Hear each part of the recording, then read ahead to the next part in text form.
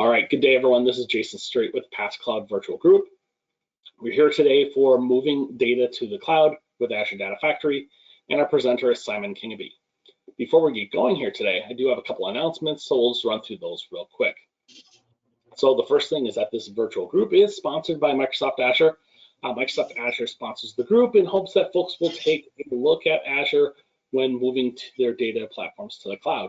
And being that a good high share of our presentations do focus on those technologies, that's probably a pretty safe bet. If you are not yet a member of the virtual group, I do recommend becoming a member. You can do that by going out to cloud.pass.org, and then out there, go to the login to subscribe, get logged in, subscribe to the newsletter. That'll get you aware of all of upcoming presentations, and then also once a week, usually a newsletter comes out that has all of the upcoming presentations and the next 3 in detail. So lots of. As far as upcoming presentations goes, we do have quite a few presentations on the calendar.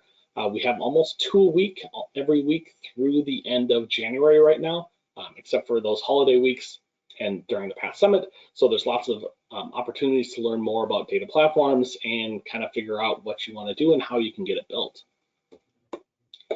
That said, we do always look for more presenters. So we are on occasion throwing in a 3rd presentation a week, and then we do have a lot of time after January that people can present. So we're looking to get that all filled up so that people can plan ahead to different presentations, and then presenters can be prepared. So if you are interested in presenting, we do have a link out on the call for presenters, and then we also have an email address. You can either go through the link, fill the form, or send me an email address and we'll get you on the calendar. Coming this fall is the Virtual Pass Summit for 2020. Due to extenuating circumstances, there will not be a physical Pass Summit, but there is the Virtual Pass Summit that will be pretty much the same experience.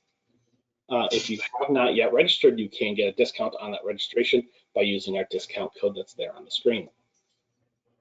And then this virtual group is part of a number of virtual groups that Pass helps to support.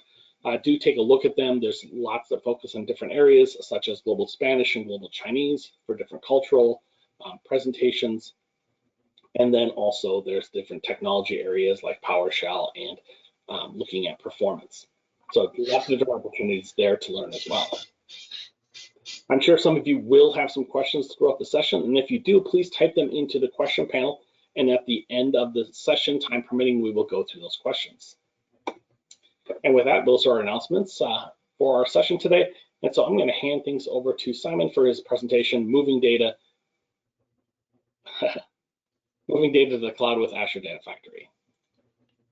Helps if I don't cover up my the thing there.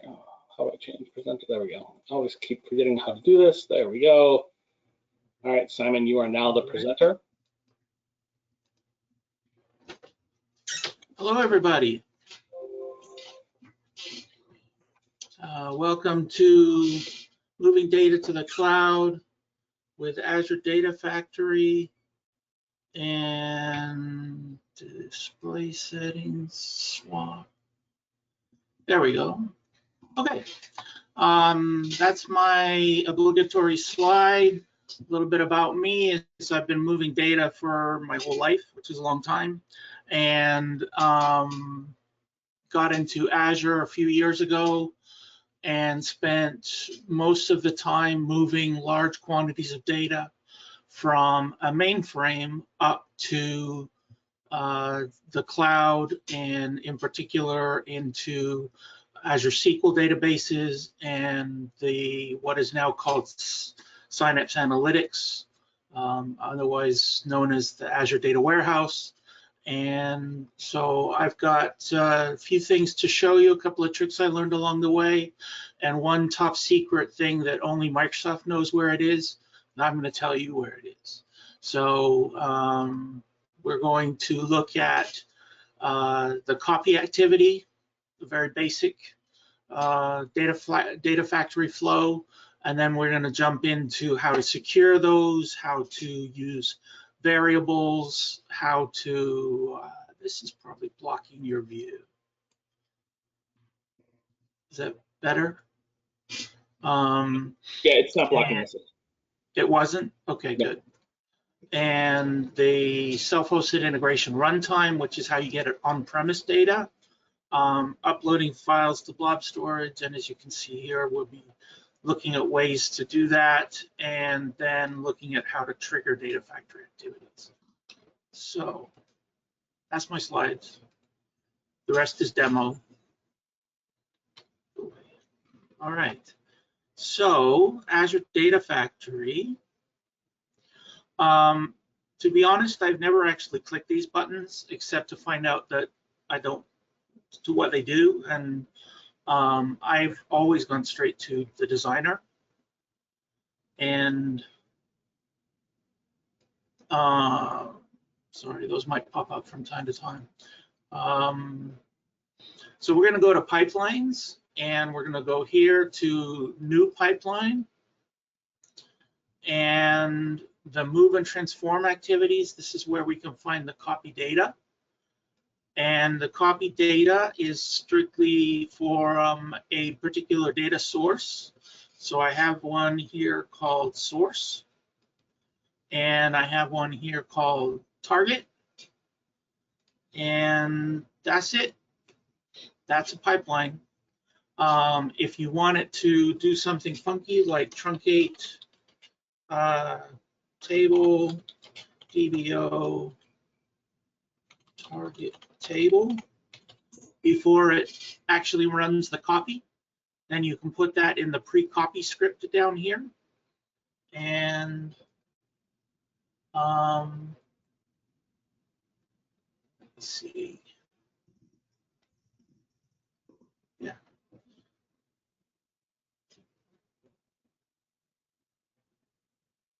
And that's pretty much a pipeline. These little magic tricks I did over here, grabbing the source and the target. If you click new, you can pick your data source. There are lots to choose from now. Didn't used to be so many, but now there are lots to choose from. The key is that if it's in the cloud, you have access to it through either native drivers, or through ODBC, or through an API. So Salesforce, for example, one of those three is what this button does. I don't know which one, but it does that. ServiceNow uses the ServiceNow ODBC and API, sort of, to be able to connect to ServiceNow. It's a native driver that Microsoft has written that works with ServiceNow. And as you can see, there are lots to choose from. So typically, a lot of our data is in SQL, so that would be a SQL Server for on-premise, or an Azure SQL database for the cloud. So then I can select a linked service. Now, linked services are basically the connection to an actual data source. So in this case, I'm going to select my SQL Server in Azure. And I apologize for the slowness. My computer has been acting really weird the last week or two, and things are just crawling. And this is just not cool. There it is, SQL Pass. And there's a database on there called SQL Pass. And the username is SQL to say. And the password I stored in Azure Key Vault, so I didn't have to remember it. And we'll come back to that in a few minutes. Would help if I remember what I called the password. So we will definitely come back to that in a few minutes, because I actually remember the password more than I remember the Key Vault name. So here is the connection tested. I got a green check mark. That is the holy grail of this screen. If you can get a green check mark, then you can connect to the data source. That doesn't necessarily mean you can connect to the tables and views in the data source, but the green check mark means you're connected to the data source. So in this case, I've created a connection to my SQL Server Azure SQL database, and I can then use that Azure SQL Server database linked service in the data set to pick a table. So here is a table, the source table, and then I can click OK. And I've now created a data set called Azure SQL Table 1. And it's using it here as the source. And if I go over here to data sets, I can see Azure SQL Table 1 has just been created. It has a dot next to it. So does my pipeline, because neither of those has been published yet. So what this means is right now these are sitting in my local machine and in my browser, not in my local machine, but in my browser, and they have not been published to the Data Factory itself. So if I hit Publish All, it will list what I've changed, and I can hit Publish. Some of you or most of you will have your Data Factory bound to a Git repository. If that's the case, you can't publish directly. Instead, you have to create a pull request to get your data, your changes from your branch up to the master branch. But Git is a whole nother 1 hour session, so I'm gonna stop there. We saw how to create a data set for the source. Creating a data set for the target is exactly the same. It's just for the target. And then there's an option here to do mapping. I very rarely use this option because my source and target are usually the same. If they aren't, you might want to consider making them the same so that it's easier. And by the same, I mean the same schema. So I have a source with a schema ABC, I have a sink or target with a schema ABC, and then I have another task which moves the data around from one schema to a new schema, or does some ETL on it or whatever. All I want to do typically with Data Factory is the lift and shift with the pipeline.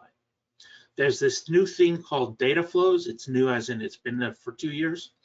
That is much, much more like SSIS, has a lot more functionality for doing the transform and load portion of ETL. And so you can do a pipeline to get your data up into the cloud and then do a data flow to massage it into facts and dimensions or into SQL data database or whatever. Often our sink is a data lake. That's fine. It's basically just storage at that point. But those are some of the considerations for your copy activity and for data flows. Next, I want to show you the Key Vault, which is in here. The Key Vault is Azure's place to put secrets. So I'm going to click on Secrets on the left, and then you'll see I created a couple of secrets already.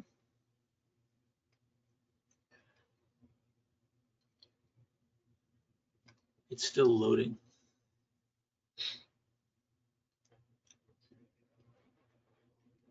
There. Okay, so we've got the on-premise database name, the on-premise password, and the database password for the cloud. Those secrets are in here. If you want, I can show you, for example, the on-premise DB. We have an ODBC connection string set up. And if you look at the secret value, which is grayed out but is right there, it is the DSN for on-site DB. So you can show and hide secret values if you have those permissions. You can expire secrets. You can copy the secret to the clipboard. But basically, the secrets is a place where you can keep secrets and not have them exposed as hard code in your code, your connections, or in the data factory or anywhere else. Most of the time, like it was when I was showing you here, the data factory will let you pick the secret. So you pick the key vault, and then you have to know the name of the secret. So in this case, it was DB password 2. And you can pick a version or not. Usually we leave that blank, and that way it picks the latest version. Again, my connection's successful, so I can apply that change. You'll notice there are 2 Azure Key Vault options here. If you pick both of those, then the linked service and the data set will not auto-publish. If you don't pick the key vault, then the linked service will auto-publish to the data factory, which isn't a problem. It's just not what you expect if you're using Git to use source code management. So be aware of that those passwords, you want to use Key Vault as much as you possibly can. That's Key Vault and securing your secrets. The next thing I want to show you is how to use a variable. For some reason, Microsoft in their infinite wisdom decided to move the name of the pipeline over here. So there's now a properties tab hidden under this little properties button, which shows the name of the pipeline. Everything else is down here in these tabs that are hidden at the bottom. So you can see I've got parameters. Those would be parameters I want to pass into the pipeline. And I've got variables. Those would be variables inside the pipeline. In this case, I've got a variable for source ID, and it's a string. That's pretty much the only choice: string, Boolean, and array. And I'm going to set it to 1, which is one of the values in my keys, I think. And then in the copy data activity, what we're going to do is select a particular row by this variable, by using this variable. It's a silly example. I'm just showing you how to use variables, but basically this is how. So you've got a variable, you go into the source, and whenever you click on, let me do it on another box. Some of these, you see this I add dynamic content link. So you can do that when this is empty. Empty it.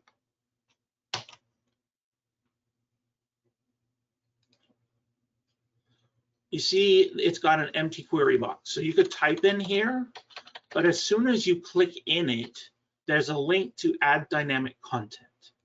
That's the link you want to click to get to this interface, which allows you to put in expressions, and string concatenation is going to become your friend. This, unfortunately, is the tiniest font for presentations that I've ever seen. So I have trusty Notepad++, and now you can see a little bit better what is going on in here. Most of the time, I will bring these expressions out to Notepad++, massage them out here, and then put them back. Because there's just usually you have concat of concat of concat, because each concat only joins two things. It's not like in Excel where you can go on with comma, comma, comma, comma, comma, chameleon, as much as you want. You have to only join two things. So if you want to join a third thing, that's another concat. But here's the expression. Select star from source table where ID equals concatenated with the variable source ID, the value of the variable source ID. Okay, easy peasy. So that is this expression. If it doesn't like your expression, it will say so. For example, that's invalid because I just took out the closing paren. Now it's valid again, and I can hit finish. Finish doesn't, that valid doesn't necessarily mean it's going to work, but it does mean that it's at least valid syntax. And when you've got 10 concats and a bunch of if statements in there, that really helps. Most of the time, the rest of these are just left at their defaults.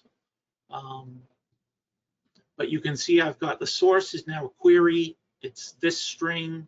And if I ran this, it would just pull where, because I set the variable to 1, it would be the row where the ID equals 1. Next. Do we do questions at the middle or at the end? We can do them in the middle. There is a question out there right now asking, okay, is SQL authentication the only supported authentication type? No. It supports Azure Active Directory authentication. It also supports Windows authentication and SQL authentication. For the purposes of this demo, SQL authentication is by far the easiest. For the purposes of my day-to-day life, SQL authentication is by far the easiest. We have certain circumstances where we have to use Windows authentication using a username and a domain name and a hard-coded password, which of course we put in the key vault, but it's still it's a static password, so that Azure Data Factory can authenticate as that user to get to that data source. And then we have a couple of circumstances where we use something which is called a service principal in Azure Active Directory, so that Azure Data Factory can authenticate as an application against some other data source. So yeah, it does a lot of different choices. SQL authentication is by far the easiest, and given that you will probably have control over more of that world than you would over the Active Directory world, it's also easier for you to deal with, usually. Okay, so the next example is one that takes this idea of a variable and goes one step further, and that is a lookup. So in this case, I don't want to, in this case, what I want to do is I've got a bunch of tables at my data source, and I want to bring them all over to my target target. Yes, to my target. In this particular example, I'm taking the 4 different data source tables and dumping them into one table. I could put them into 4 tables. That's fine. The nature of this example is that the lookup will go and look up the tables to move. The stored procedure is going to truncate the target table, and the for each loop is going to for each table in the lookup, copy the contents of that table into the target table. So I'll let you see what's inside there. So here's the lookup, and in its settings, we have a data source that is a data set. So if I look at that data set, it's just an Azure SQL database data set looking at a lookup table. And I happen to have the contents of the lookup table. Looks like this. It's got source table name and target table name, and its values are source and target. So basically it's going to pull from the source table and write to the target table. There is an option here. I could have multiple source tables. In fact, further down, I do insert those extra records so that I have multiple source tables all going into the same target table. And then Azure Data Factory just reads that lookup table and uses it to iterate for this copy activity. The trick is I want in the copy activity, the stored procedure, all it does is truncate the target. So the copy activity is inside this for each. So once I've clicked on the for each, I can click on this pencil to go inside it. Now the copy activity with lookup is the name of the pipeline. The for each is the name of the for each loop. And then here's my copy activity inside it. And it has a source. The source is a query. And in this case, the query says,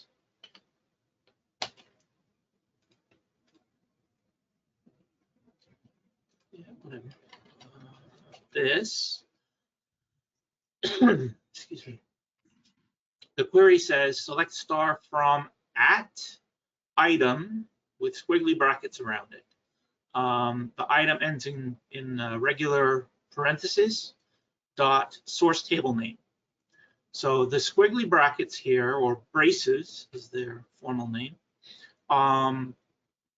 indicate that whatever's inside this expression is Data Factory expression syntax. In this case, you'll notice I didn't use concat.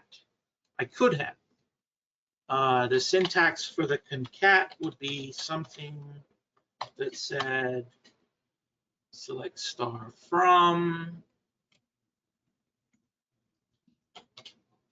comma,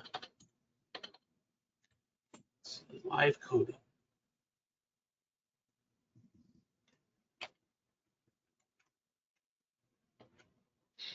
Like so.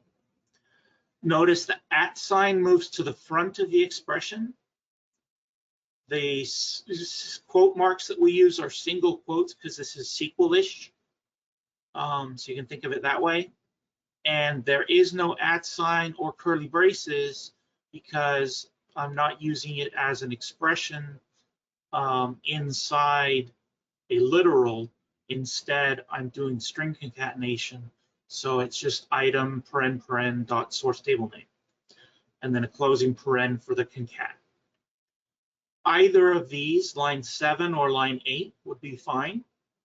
I just wanted you to see both syntaxes. So I'm going to hit finish.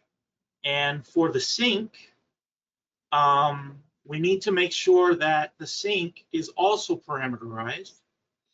The trick here is if I look at the data set has a parameter. And the parameter is the target table name parameter.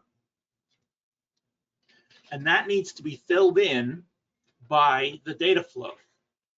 The pipeline, not data flow. Wrong word. All right, so I've got a parameterized data source or target. It has a parameter. In the connection, I've used that parameter in an expression, which is just that parameter is the table name. And then in the pipeline, you'll see that we fill in that parameter with the item.target table name, which is the item from the loop, from the for each loop. So the copy activity with the lookup looks up the tables for the source table and the target table dynamically, pulls those in, runs this copy activity for each row in the lookup table, and for each source table, it writes out to each target table. Now, as I said, in my example, the code here puts all the data in the same target table, but it could be different target tables. And I've used this logic when moving data from an Oracle schema, where we basically just had to lift and shift the data, I hate that phrase, sorry, to the cloud. And then after we got it there, we could massage it and move it around and do all funky things with it. But we just had to get it there. And the easiest way to get it there was to create one of these lookup tables, loop through 100 and some odd tables of Oracle, and have them shifted up to the cloud in the same structure that they were in Oracle. And the Data Factory was actually pretty good about mapping the data types. So we were able to just use that lookup function and set up a source and a sink exactly like you see here, and then leave the mapping tab blank and let it take care of doing all the data types and mappings. And then once it's in the cloud, then you can go back and say, well, this shouldn't be a timestamp, it should be a date time, or a date time 2, or a date 2.7, or whatever, right? So you can manipulate the data once it's in the cloud. And theoretically, the cloud is a much faster place to manipulate it, especially faster than the pipeline on the way to the cloud. So we really tried hard to just make the movement from on-prem to cloud as simple as possible. And then once it got to the cloud, then we did the hard stuff. All right, so that was that example of using a lookup table. The next thing I want to show you is the self-hosted integration runtime. That's this guy. This piece of software is an application running on, in my case, my local laptop, but you would run it on a VM or a server in the cloud where it has access to your on-premise resources. So it could be a VM in the cloud, it could be a VM on-premise, it could be anywhere, but it has to have network access to your on-premise data sources. And on the machine that is the self-hosted integration runtime, on that machine, it has to have all the drivers and other bits of software you would need to be able to connect to the data sources on premise. So for example, if you have an SAP database, you have to have the SAP drivers installed on this machine, the self-hosted integration runtime machine, so that you can create a connection from Data Factory. When you go here, whoops, and you create a new source and you pick SAP, I didn't pick source, I picked a target, sorry. New. So you can pick SAP and you can pick BW or HANA or whatever.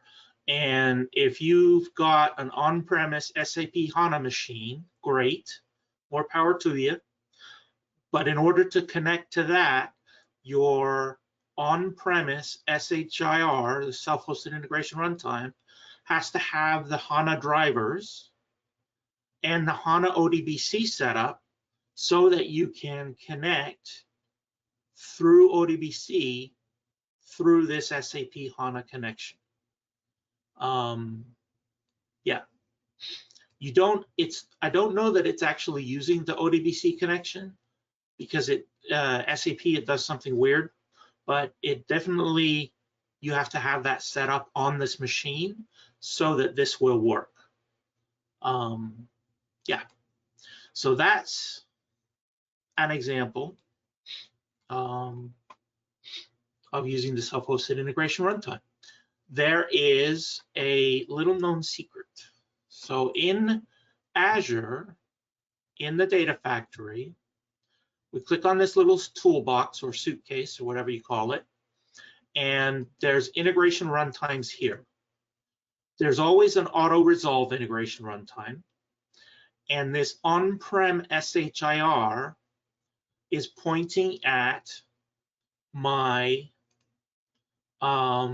laptop, right? So it's connected, as I can see by the green check mark.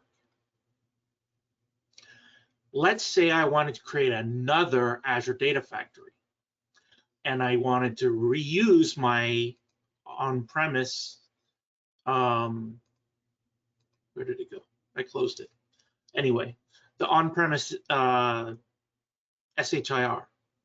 In order to do that, I need to use this top secret piece of information. And that is that I cannot change through the user interface in the runtime.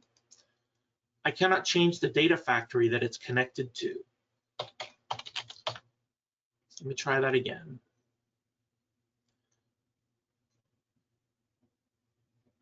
There is nowhere here to change this. So my SHIR is connected to this data factory. Well, if I want to change that, there is a PowerShell script buried deep in the Microsoft Integration Runtime folder called Register Integration Runtime. You run that and feed it the gateway key, and it will, of the new runtime gateway, and it will change the registration. A lot of people do uninstall reinstalls and hope that works. Sometimes it works, sometimes it doesn't. This works every time, but it's not very easy to find. So there it is. For example, that gateway key. So I'm in Azure Data Factory. I click here, and I'm in the wrong factory. That's not good. Okay, so this ONWTM class DF2 is the name of the data factory that my runtime is actually connected to. In order to connect it to this data factory, which is called SQL Pass 2ADF, I had to link it. So I linked it right here and used the gateway key, which is this secret code here, and was able to, or I think that's the subscription, but anyway, was able to link the runtime from one data factory to another data factory. Now it's connected to both. This code that I showed you here is if you want to switch it, not so that it's connected to both, but so that it's connected to a new one. That happens if somebody blows away your old one, which is an accident that can happen. So if I accidentally hit delete, I would have to create a new one, and I would have to create a new, change my on-premise accordingly. All right, back to the data flow, data pipelines. So one thing I want to show you is using that ODBC data source.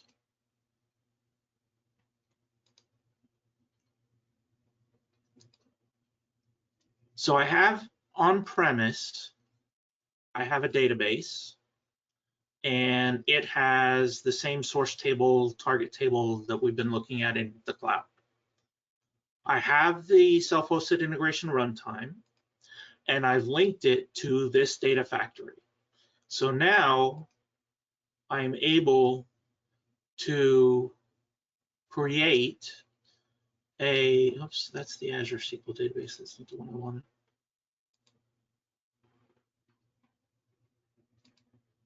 That's the one I wanted.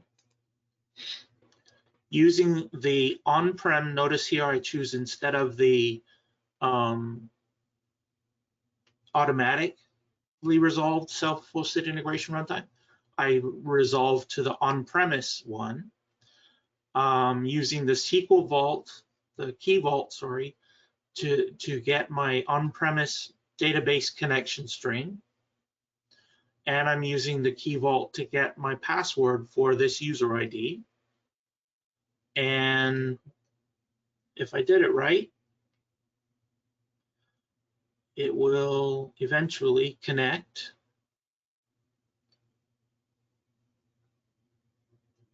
Anyway, while that's doing that, so that's the difference. The main difference here is when you are creating your on-premise stuff, you're going to make sure you pick the on-premise SHIR as your connection runtime.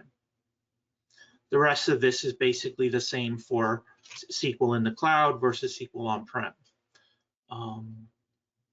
And it's often La La Land. And while that's running, we got a couple questions related to that came in. Yes, please. Can one SHIR be used for 2 ADF instances if they're in different regions? I would think so. I haven't tested that, but I would think the answer is yes. Okay. Because it didn't care about the region. They may have to be in the same subscription. Okay. They may not. Yeah, good question. Okay, and then can you please show how to find the gateway key for an ADF so that I can change it for the self SHIR? Yes. And send it to the new ADF? I can. So somewhere down here, I have a different resource group.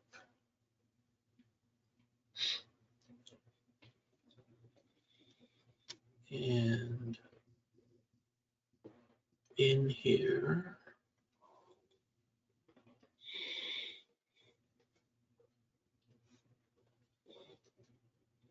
all right, so let's talk while this is loading, uploading files to blob storage.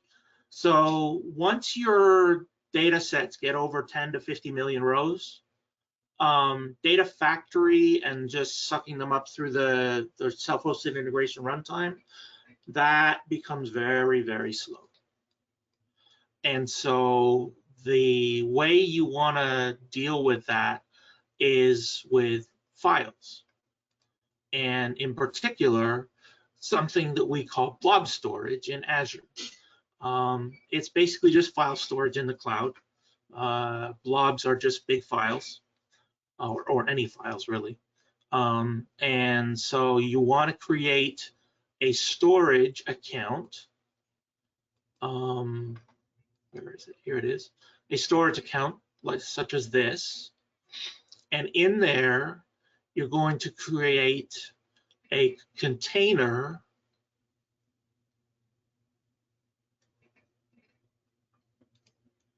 please sign in.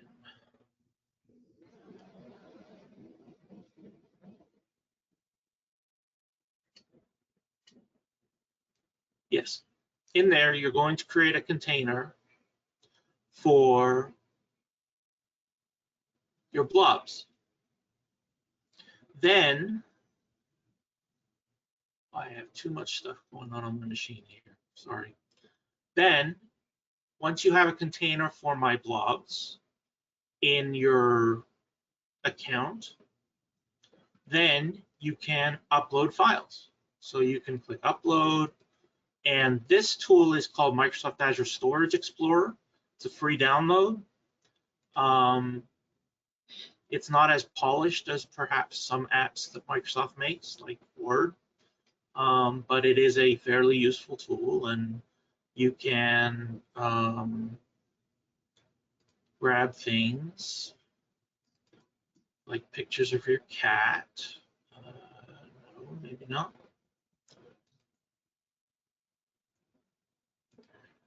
I don't want to go there. Anyway, you grab things, upload them, and they go up to blob storage, and they're there. This is one way, is you physically do it through the user interface. The other way, let's see if I can find that file.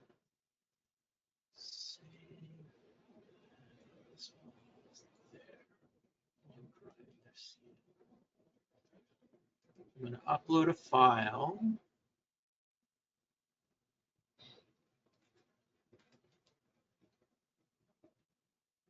And it's going to be in FCM.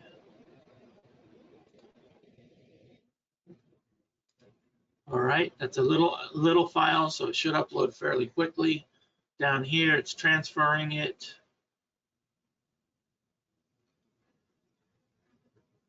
All right, so it's transferred it. Yay.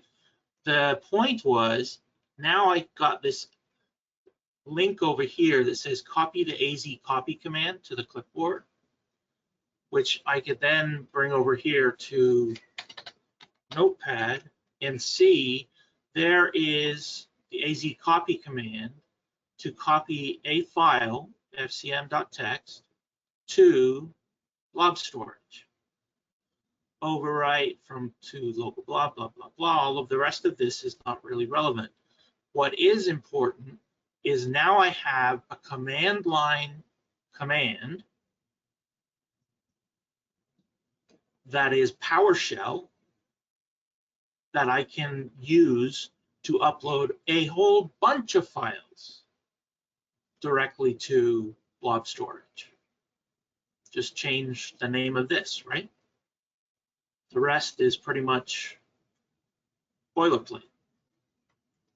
So that is very useful to be able to upload those files using AZ copy instead of the user interface.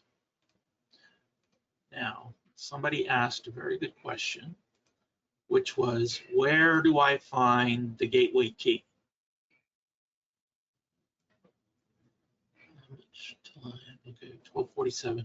I've got about 10 more minutes, is that right? Yeah, that's correct. Okay, good. Should be enough. Okay, so here is the integration runtimes. Here is the SHIR, and this is the data factory it was created in. So here are the keys.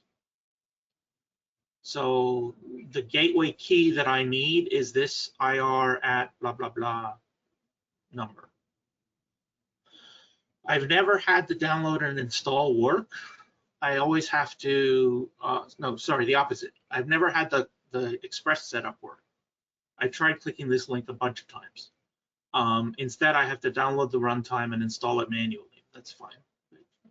Either way works. When you download it and manually install it, you have to register one of these keys. And once you register the key, this runtime is bound to that data factory until you run that PowerShell script that I showed you in the Word document.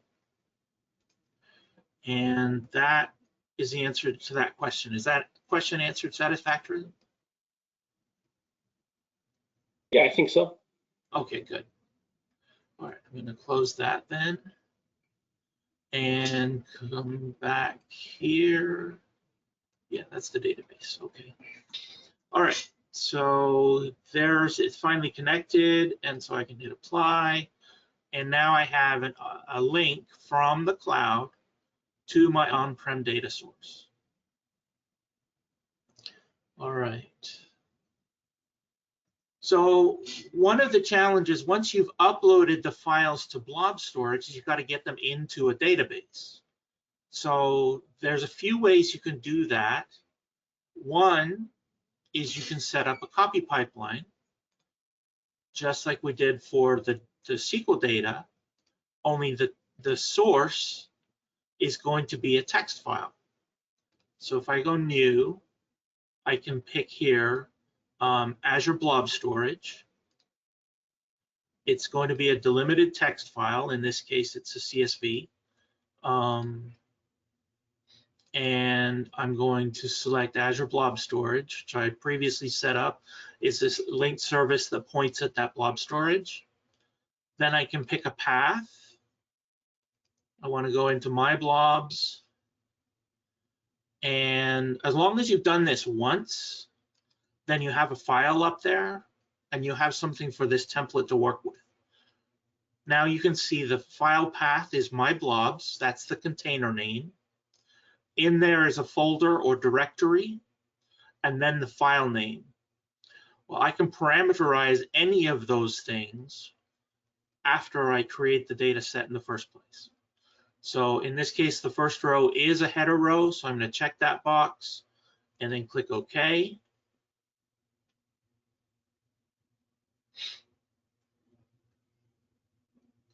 Yeah. And that's my source.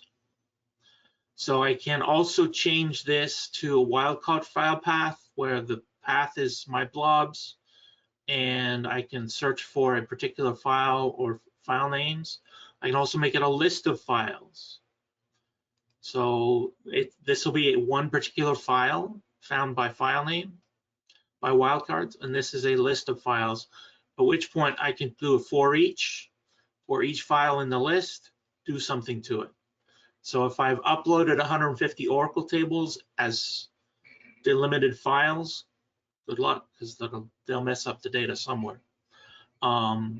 Nevertheless, if I have those 150 files uploaded, I can use this list of files to pull all the files from my container and run them through a copy activity or some ETL or whatever, because they're already in blob storage. Now they're basically in the cloud. So I've already done the hard part of getting them from on-prem to in the cloud. There is another way that you can move blobs into SQL databases. This was using Azure Data Factory. And the other way is using a SQL bulk insert. So I'm going to go back to SQL Server and show you this code. What this code does is this first line creates a master key. If your database has never had one, it will need one, and you do need to be a a server admin to run this line of code. So you probably have to get a DBA involved to run that create master key. And when they say why, you say because you need to create database scope credentials. And they'll be like, what? And then you have to explain the whole thing of what you're trying to do. But creating a database scope credential requires you to be a database admin, not necessarily a server admin. The database scope credential is where you put this thing called a shared access signature. That's this long string. The shared access signature is what gives SQL Server access to your blob storage. So where do you get it from? You get it from the blob storage, because that's what you're getting access to. So if I flip back to blob storage, here, you will see access keys. And these are not what you want. It's always there. It's first, you think, oh, access keys, that's what I'm looking for. It's not. These are not going to get you in. What you need is a shared access signature. These are a set of permissions that are tied to a given secret key for a given period of time. So I'm going to say I want blob access. I don't need any of these other things. I need access to the container and the objects in the container. And I want read access. Maybe list. I don't need any of that other stuff. And I don't delete versions. I'm going to set the dates to a few minutes ago or yesterday and sometime in the future. This can be a long time in the future, but not forever. Like you can't put $29.99. It's got to be a certain, I think it's like 2 years. You can set the time zone if you care, and which IP addresses are allowed to use this key. If you leave it blank, it's all IP addresses. You pick a protocol, and then which key you're going to sign it with, and then you generate the SAS, or shared access signature, and you get these 3 things. The SAS token is the one you want. So we take a copy of that and we drop it into Notepad++, and we think, okay, great, we've got exactly what we need for our connection. But there's a difference. This is the one I just pasted, right? What's the difference between this one and this one? For some reason, there's a question mark on the front of it. I'll take that off, and now this token is the token that I drop inside these quote marks. Okay, but I do have to take this question mark off the front. So that's one of the mysteries of the universe. I'm not sure why they did that, but that question mark doesn't belong there and doesn't work if you try to use it in the secret. So once you've created the database scope credential, which is what gives SQL Server access to the blob storage, you then create a data source that says use that credential that we just created and connect to the blob storage at this address. Well, again, this address comes from blob storage.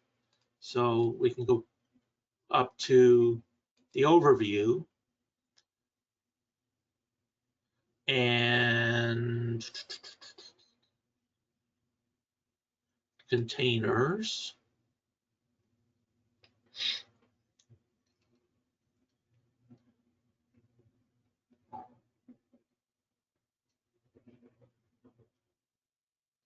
And I'm almost out of time.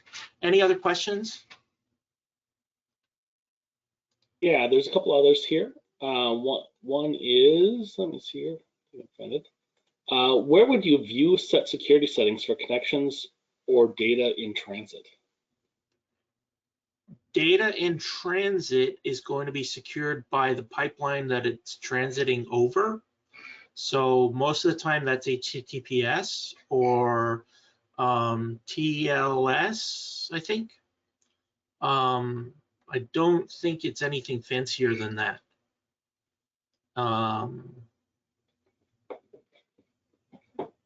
There may be one other, TP.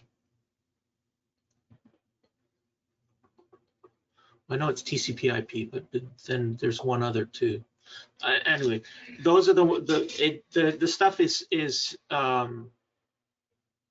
secured in transit because of that, not because of anything that you do. I'm not sure if that was a useful answer, but it was an answer. Yeah, and then the other question that's there is how do you handle the change of a password in a pipeline, which is pretty much under this in the same general space as the last question. Okay, the change of a password in the pipeline would be you change it in the key vault, and you make sure you're always using key vault.